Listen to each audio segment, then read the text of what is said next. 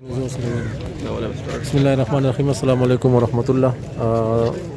یقینا چې ډیره لویه د غم ورځ ده او ممکنه به هم نه وي چې په دې باندې خبره وکړو، خو کوشش کوو چې دا خپله میموري کې راولو او آینده نسلونو ته په دې کې مخې ته کېږدو چې داسې انسانان هم په دې دنیا کې تیر شوي دي چې هغه یقینا چې داسې یو سوچ لرو چې نن هغه سوچ چې کوم ځای کې خود ختم شو ودرېدو، نو زما په خیال چې ډېرې لویې تیارې دومره تیارې راغلې چې زما خیال نشي چې دا به زمونږ نسلونه دا تیارې بیا رڼا کړي. محترم جناب سید سلطان صاحب چې آل پاکستان یوتھ ارګنایزیشن نائب صدر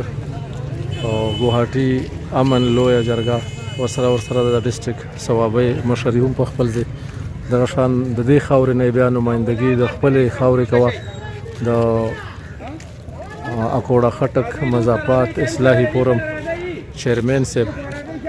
هم وو او د دې ځای نه دغه ځای نمایندګي کوه، دغه ځای ځوان کولې راویښ کړی وو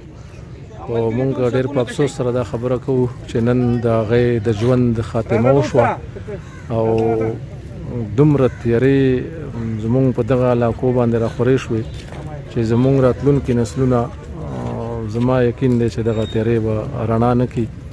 مونږ همیشه په تیارو کې پاتې شو، مونږ ته پرې ډېر زیات دُخ دی، غم دی، پرې هر ملګری چې دی د هغه په سترګو کې اوښکې دي، زړونه جاړي، سترګې جاړي او زمونږ دعا ده په آخره کې چې الله جل شانه دی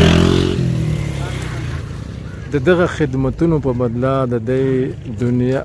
آخرت کې یقیني کامیابی چې دی هغه ورته عطا کړي او الله دې دغه د انسانیت خدمت چې دی دا د خپلې رضا سبب وګرځوي.